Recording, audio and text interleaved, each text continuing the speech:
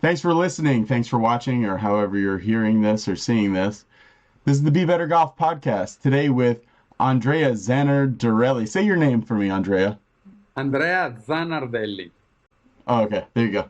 He is a golf pro in Italy who has really gotten deep into the grip and how the grip affects things. A lot of coaches and everything, in almost every golf book starts with the grip and how to hold the club.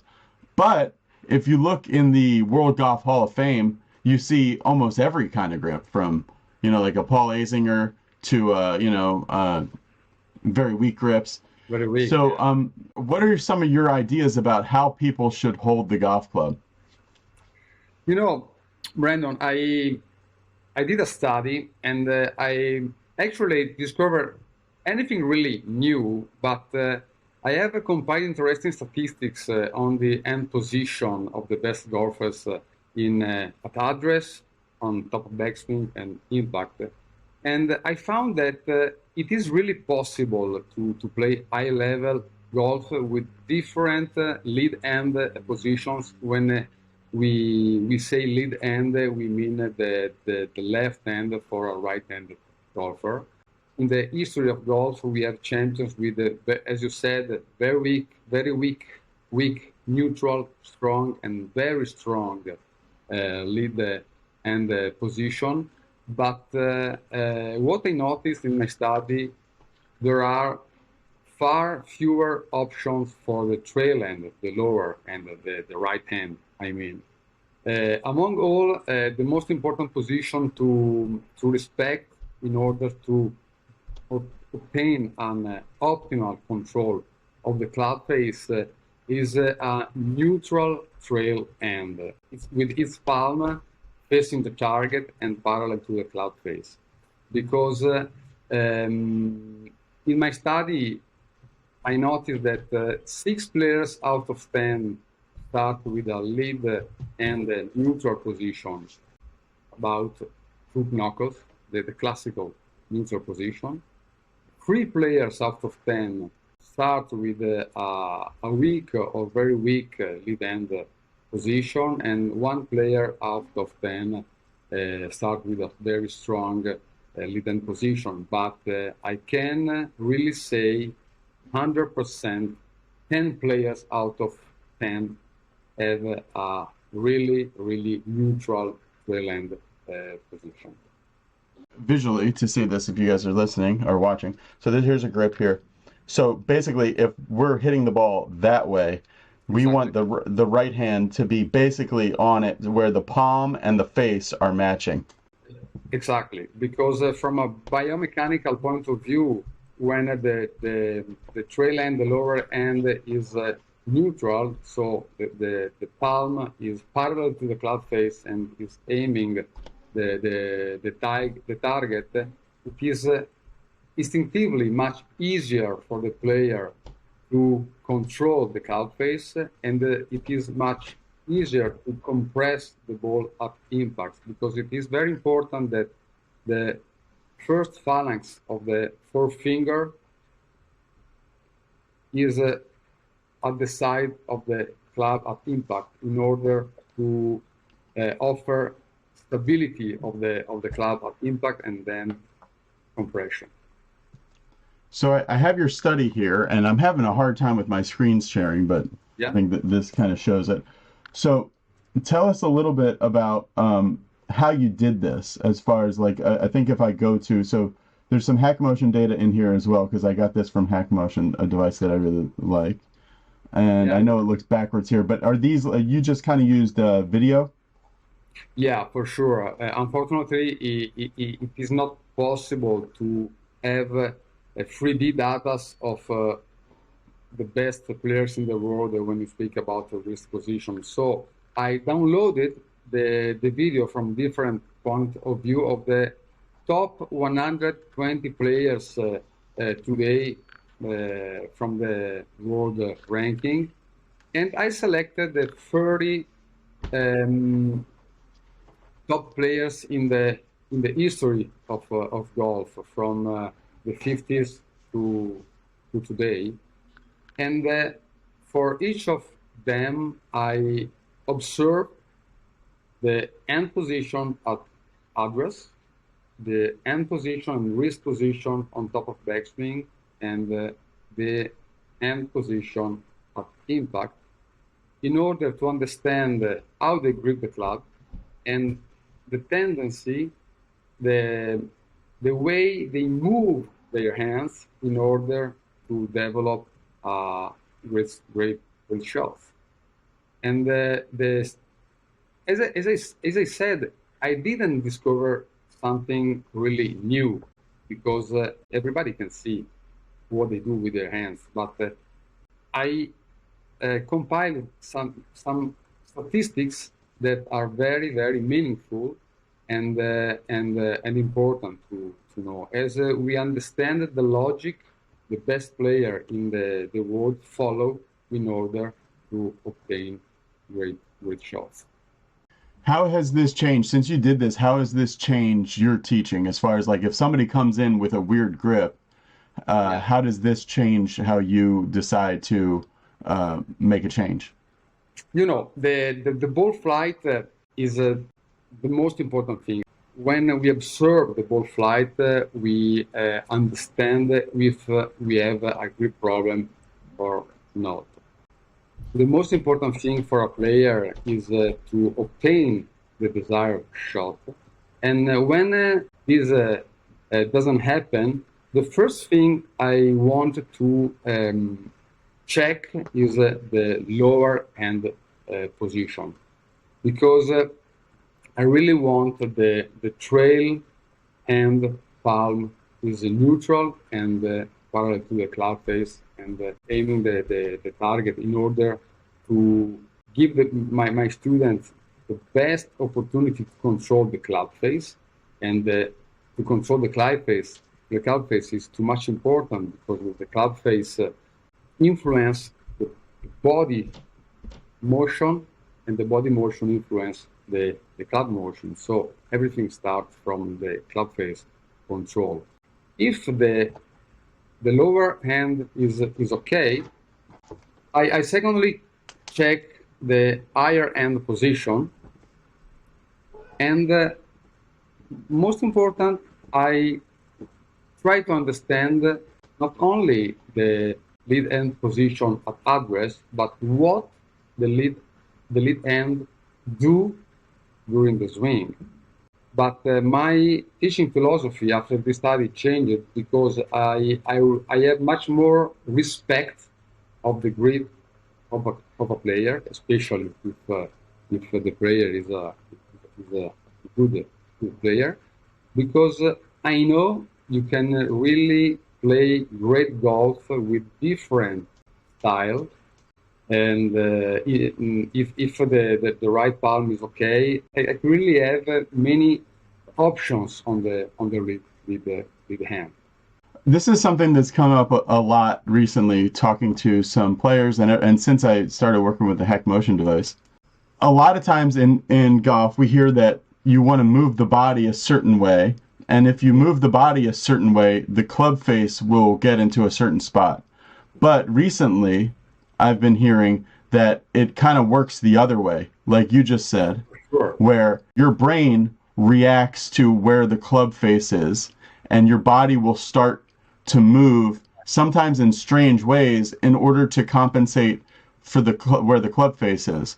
So the debate in golf, is it more important to move the body the right way and then build the club face in, or get the club face correct and then let the body complement that? What do you think about that? Unconsciously, all the players want to first of all save the Pro V1. I mean, they don't want to lose the Pro V1.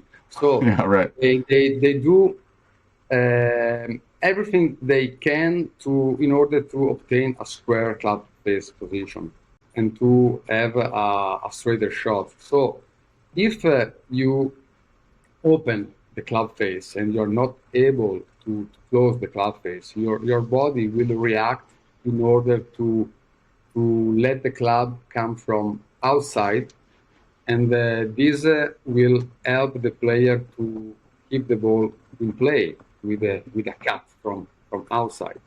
If you close the cloud face with your hands, your body will try to do everything in order to come from inside, in order to avoid a quick hook. And so, first of all, we need to control the cloud face orientation in order to ask our body to do something correct and proper. Mm-hmm. Otherwise, it is quite impossible to ask the body to do a good swing if the cloud face doesn't match your intention, because you can move the body very well and come from the plane, but if the cloud face is open, for sure, 100%, I will try to do something, and so I will stop my body to turn, and I will start flipping my wrist in order to close the cloud face. So what is most important? Cloud face orientation first. Cloud face influence the body, and body influence the cloud. So what do you think is the best way to learn how to have club face awareness and to be able to know how to get it back to square again? Yeah, in my opinion, the best way is to first understand that the cloud face must match the right palm, the lower hand palm. This is the most important. The second thing is to understand that the lower hand is really the king in cloud face control. So the lower hand influence and drives and influence the lead hand. Most of players handle the club first with the higher hand, the lead hand, and then they try to put the lower hand in the proper position. And sometimes they are not able to adjust the lower hand to the higher one. So it is very interesting, and I observe great improvement when you first try to handle the club with the lower hand and then ask to the lead hand to adjust to the lower hand.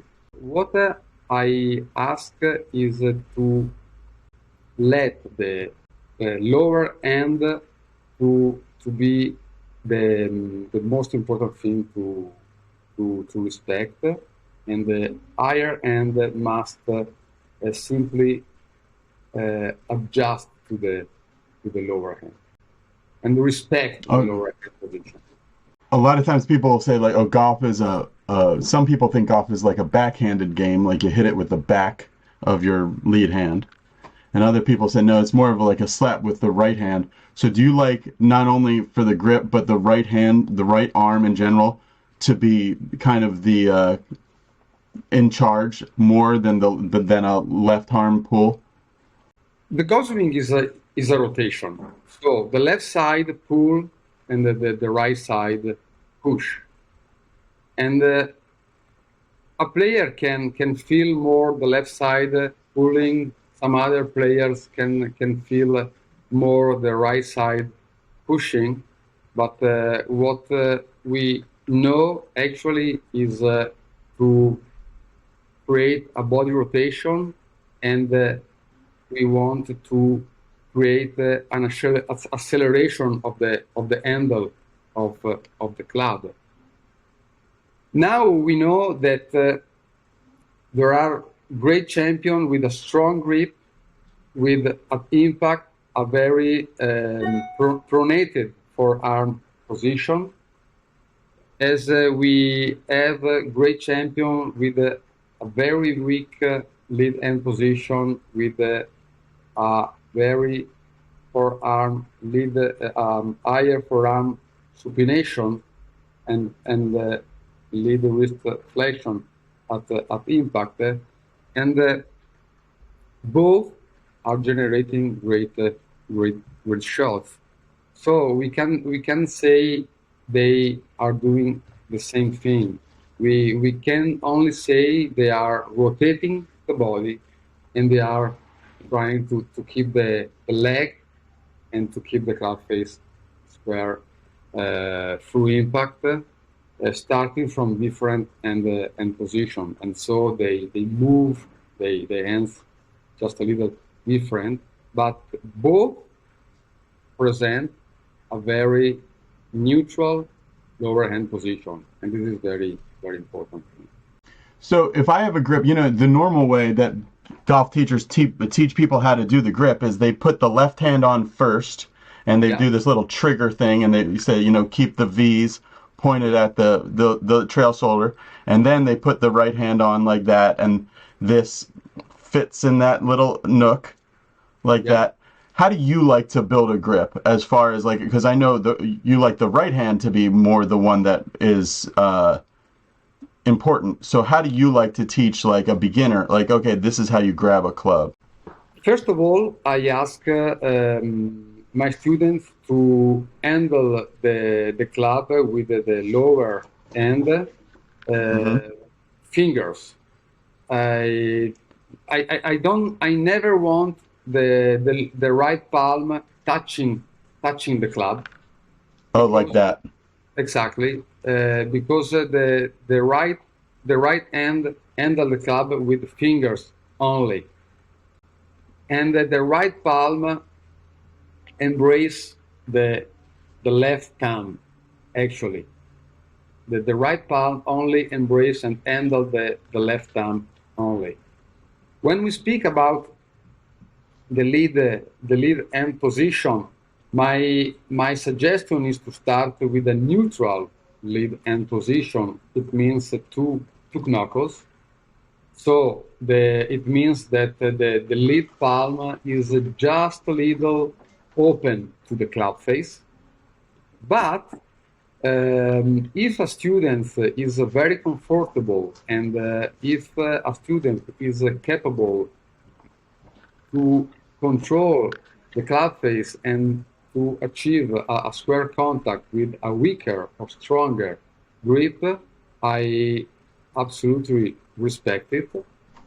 In my opinion, a neutral lead hand position combined with a flat wrist at the top of backswing represent the most popular choice among the best players, as it allows easier control of the club face and dynamic loft in order to obtain any type of ball trajectory with more versatility.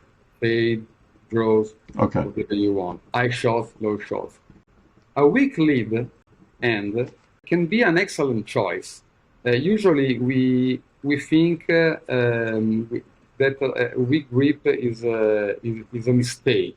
But it's not. We see more than 30% of top players as a very weak grip. Try to imagine Hideki Matsuyama or Jordan Spieth. Or John Rahm has a weak lead hand, doesn't he? John Rahm for sure, but many others. Okay. And it can be an excellent choice for many players, as it invites to wrist flexion, and wrist flexion is very good because wrist flexion moves the center of of mass of the club behind the hands, and this is very good for flattening the club shaft during the downswing, and so it is very good to come from the plane, and it's also very good to save the leg until impact. At the same time, a strong lead hand can be a good choice for anyone looking for a very straight shot or a gentle fade, as it helps to block the club face from closing through impact. Not everybody knows that maybe that the best grip style in order to hit straight or fade shot is a strong grip, because they think that a strong grip is is something that will promote hooks. Yeah. But actually is not a lead hand strong grip that promote hooks. Is a lower hand strong grip to promote hook. If you have a strong lower hand, for sure you will promote hook, because the lower end really influence the club face orientation of impact. Because when you want to compress the ball, when you want to hit the ball, your palm will try to be parallel to the target. And if you start with a too strong lower end, for sure you will hook the ball. But when you match a lower and a neutral lower hand with a higher strong hand position, you can really hit a very straight and very powerful shots, because the impact position is blocked, and the forearm is pronated, and the club face for sure will stay very square for a long time through impact. Try to imagine Lee Trevino. Oh yeah, for sure. He was a left to right player with a very strong club face on top, and so the deflection and pronation to impact helped him to hit straight or fade shots, and maybe it's the easier way to play golf. Oh, okay, gotcha. I wanted to, so usually when we talk about the grip, people are worried about like left and right, but how does the trail hand, the bottom hand grip, influence dynamic loft? A lot of people are coming into impact flipped, adding too much loft through impact. A lot of people will say that this flipping comes from a sense in your mind that the club face is open. Where do you think that flipping comes from? The flips come mostly from the need to square the club face. When in P6, when the shaft is parallel to the ground doing the downswing, if my club face is open, too much open, usually this happens when I have a lead wrist extended on P6 and trail palm facing the sky, so the club face is very open. The only way is to stop rotating the body in order to early release the club. And when I early release the club, I can save my Pro V1. I mean, the ball doesn't go far away to the right. The ball goes pretty straight, but I miss compression. I miss quality. I mean, I can't compress the ball. My angle of approach, my angle of attack for sure will be positive. I can easily have a fat shot, thin shot. I can't have a good shot. I mean, maybe a little straight, but for sure a weak shot. Again, everything starts from the club face orientation.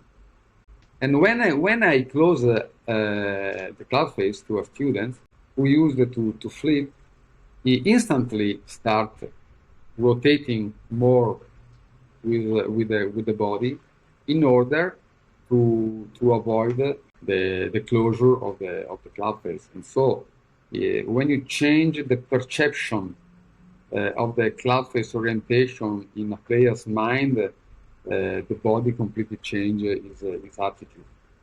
What's the number one drill that you like for somebody that is getting that glancing and flipping impact through the ball? When you speak about flipping, so when you speak about early release, the best drill I suggest my students is the drill I learned from Chuck Cook.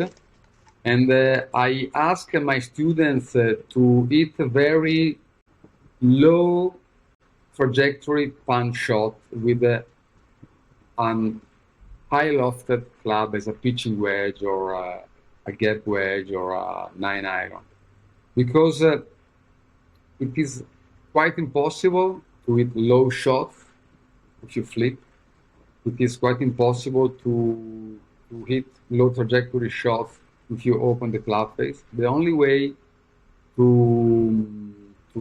obtain a low trajectory shot is to maintain the club face orientation square to the plane, and ask your body to turn through impact in order to keep the leg and reduce the dynamic loft.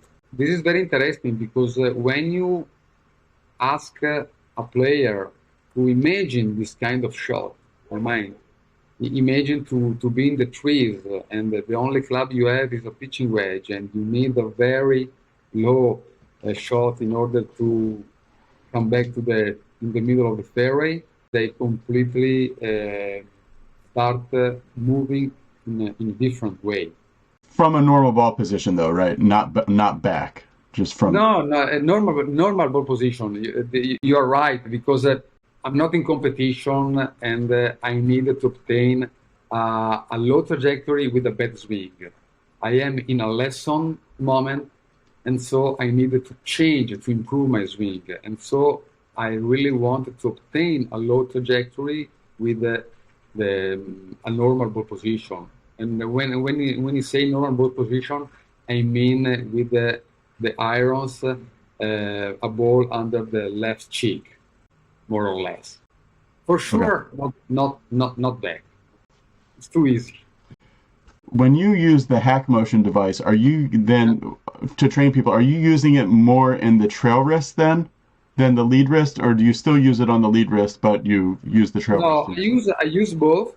I use both, but I use it more on lead because you know the trail end is the other side of the coin.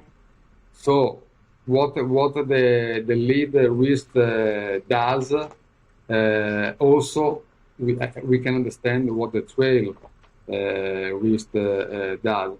But as I really pay attention to start from a neutral lower hand position, we know lower hand position look for extension on top and look for extension at impact, because we are compressing the ball, we are lofting the club.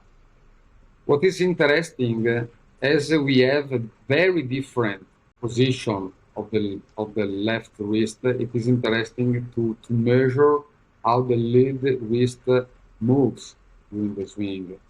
For sure, if I have a weak grip player, I look for a lot of flexion, or I mean more flexion on top. If I have a neutral left hand player, I look for a flat position. And if I have a very strong left hand position, I can accept a little of extension on top, because we have three different impact position, not for the lower hand, but the lead hand, I mean. And because the club face orientation is different for these players. The hack motion, in my opinion, it is more interesting in the lead end. Because I have it, I'm trying to use it to get better. So are you mostly having your students, when they use it by themselves, rather than for analysis, but for training, are they just using the club face awareness part of the app? Yeah, for sure. The most important thing is to know what's happening.